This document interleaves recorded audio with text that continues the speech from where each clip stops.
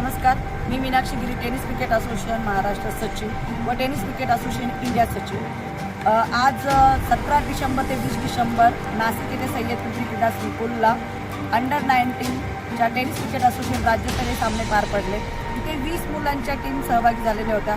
त्यामधून आज final Satara versus Ratnagiri हे सामने झालेले।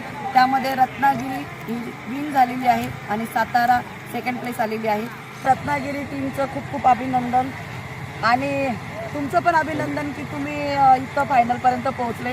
माय नेम इज निशान गुले, आय एम फ्रॉम सातारा।